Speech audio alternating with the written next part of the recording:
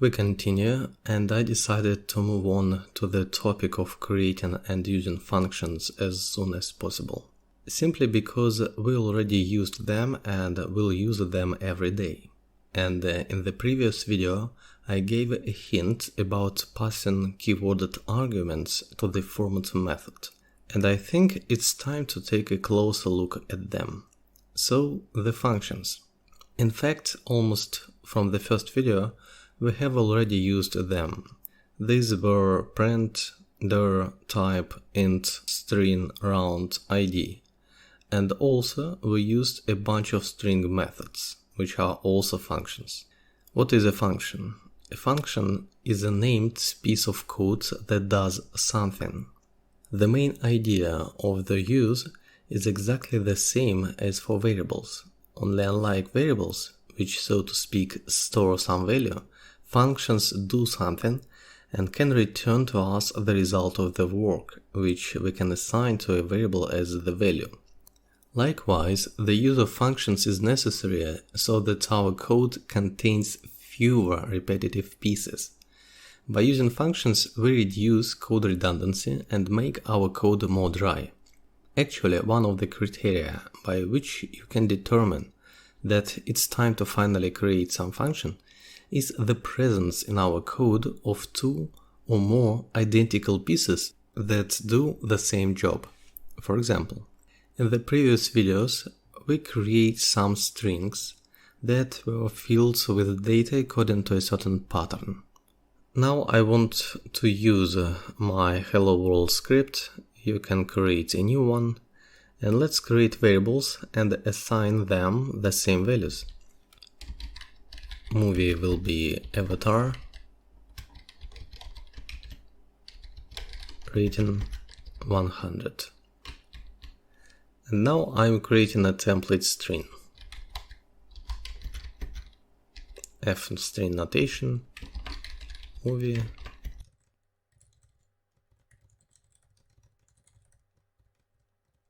And I want to store the resulting string into the result variable. And let's print the result. Let's run the script and it works. And now let's imagine that we are displaying information not about one movie but about two movies. To do it, I have to override the rating and movie variables and give them new values. Just copy it here. Let's say it will be Alien 200. In fact, the values of the variables we have to get from somewhere, from a database or from a file, for example. To display a final string about the title of the movie and its rating, I have to duplicate the template string, save the result to the result variable and print it again. I'm copying and pasting these two lines here. Accordingly, if we need information about 10 movies, then the number of lines of code grows 10 times. We don't take into account the definition of the variables now. We will assume that they come to us from somewhere, from the database, for example. It doesn't matter. To be more convincing, I will duplicate the code once again. Let's say it will be Leon and the rating 300. And let's run the code. As you can see, even though we are using variables here and here, the problem of compliance of our code with the dry don't repeat yourself principle remains, but on a different level.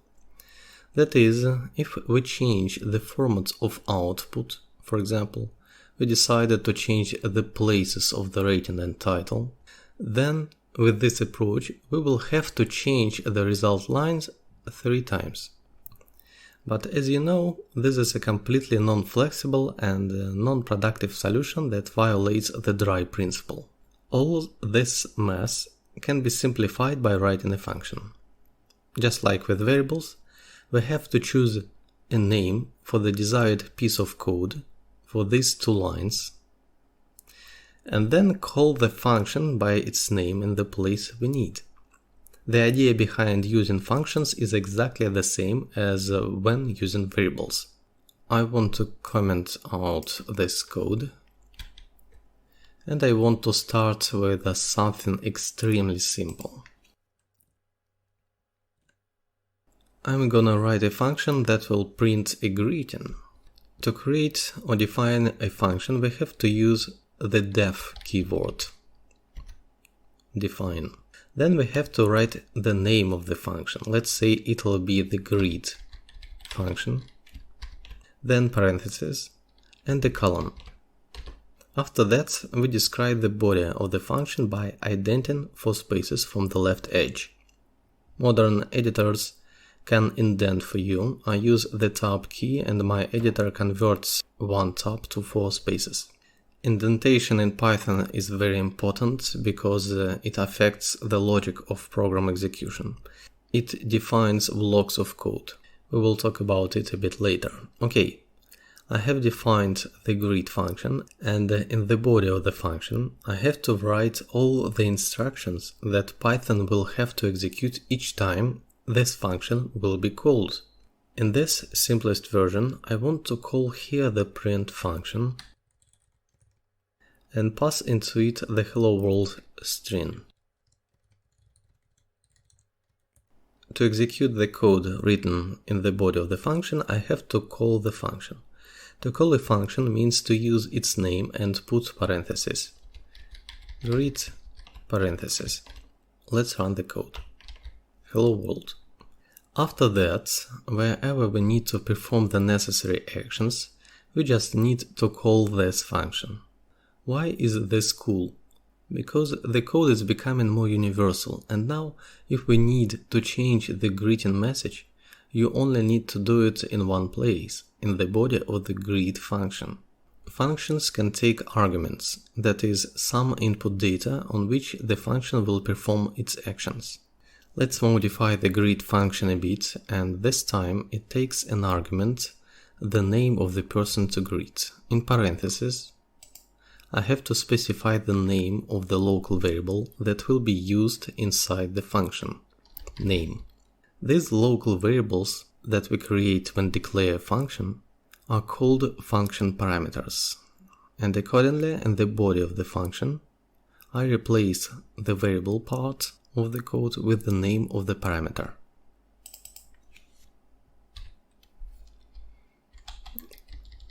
This way, for example, f-string notation, name. Let's call the first time the greet function with the world argument, and the second time it will be John argument, for example.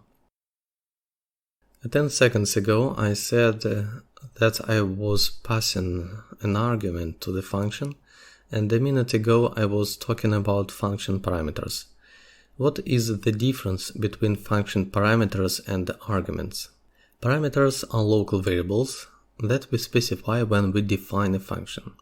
And the arguments are real data, its objects that we pass into the function and which will be assigned to these local variables as values. Technically, in Python, passing arguments into a function is implicit assigning values to local variables, parameters, that we specify in the function definition. Roughly speaking, parameters are the names of local variables, and the arguments are the values we assign to them. By the way, what happens if you don't pass the argument the function expects to? Let's call the greet function without arguments. And I got an exception which explicitly says that greet function missing one required positional argument, name. As I said, the passing of arguments into the function is an implicit assignment values to variables. In our example, there is only one parameter so far, and here everything is quite obvious, but what if the function has several parameters? How does Python figure out which argument to assign to which parameter? And here there are rules for matching function arguments. There are several of them, but now we will talk so far only about 3 of them. We will talk about matching arguments by position, also called positional arguments, like our exception said about positional argument. Then we will talk about matching arguments by name, also called keyword arguments, and about arguments with a default value. Positional arguments are actually the matching that we're using now, that is, parameter names and past values are matched with each other in pairs from left to right, in the order in which they are listed when the function is defined. I feel like it's time to add one more parameter. Let's say it'll be a message. This way, message and name.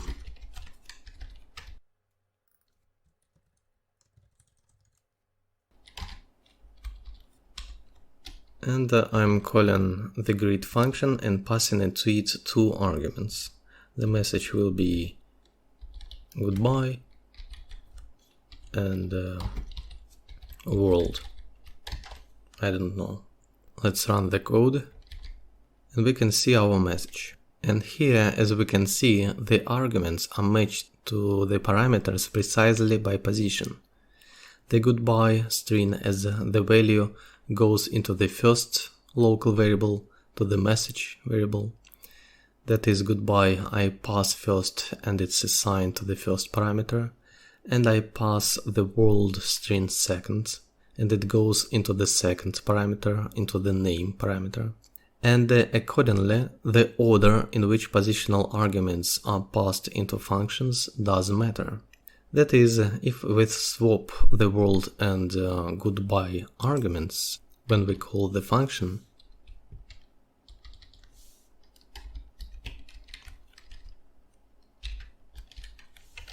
the result will be different.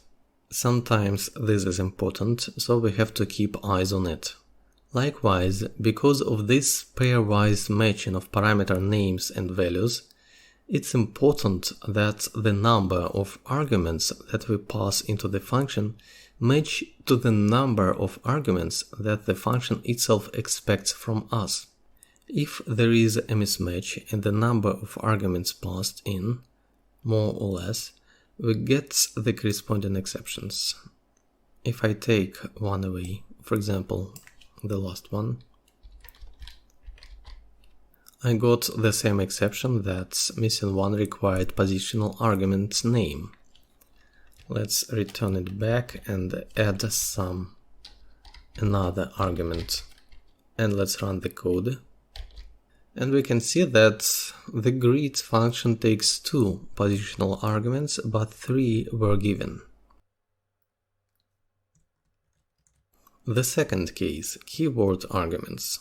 When matching arguments by name, we can explicitly specify which argument should be assigned to which parameter. For example, the world will be assigned to the name variable, to the name parameter, and the goodbye string will be assigned to the message parameter. And let's run the code. What's going on here? Here we assign values to the function parameters, local variables, at the function call stage, here. And these are keyworded arguments. Most often keyworded arguments have a default value, but this is not really necessary. And let's now assign a default value to the name parameter. World, for example. That is, we have to make the name parameter keyworded at the stage of defining the function, not at the stage of calling the function, but at the stage of definition. And when we do this, it will no longer be necessary to explicitly specify a value for the name parameter. It can be omitted, but keep in mind that in this case the default value will be used. Let's run the code. And now only one argument should be passed in, or this way. Instead of the keyworded argument, I am passing positional argument.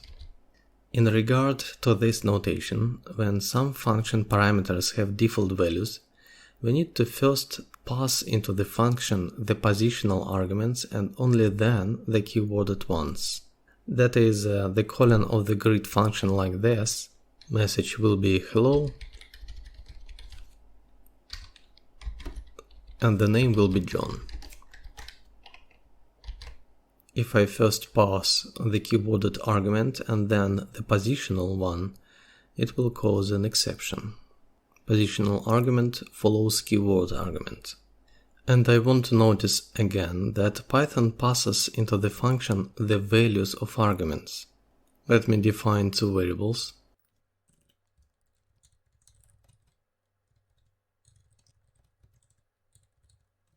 And now I am passing these variables to the function as keyworded arguments. Message will get the value of the greeting variable, and the name will get the value of the to variable. And in the same way, if I pass these variables to the function as positional arguments, the results will be the same because the values of the variables and not the names are passed to the function. I just came across the fact that newbies are somewhat confused by this moment. We pass the greeting and the to variables into the function, and there they become the message and the name variables. In fact, there is nothing supernatural here, and all this can be represented in this form, a kind of assignment chain. The message variable gets the value of the greeting variable that in its turn gets the value of the hello string from right to left. Hello gets into the greeting and then gets into the message. And all of these variables just refer to the same objects in memory. That's it. And the last thing I wanted to say about functions, that functions can return some value, as for example string methods do it, upper, lower format and others. We can return a function value using the return keyword. Return. And now, to get the greeting string, you need to call the function and catch the result of its work, that is, the value it returns.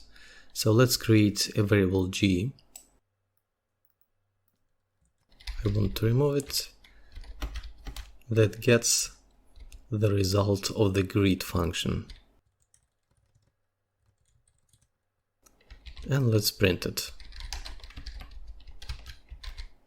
Why is this needed? This is necessary in order to pass the result of the work of one function into other functions for further processing. For example, I can do it like this.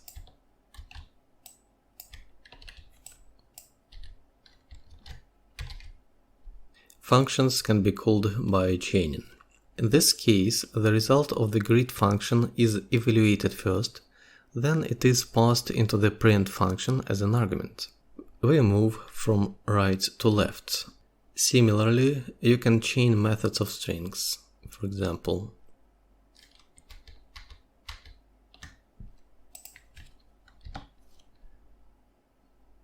I'm calling the title method, and I'm calling the strip method, for example. Upper. It's better. We see that both methods have worked out. First, Python evaluates the result of the greet function, hello world.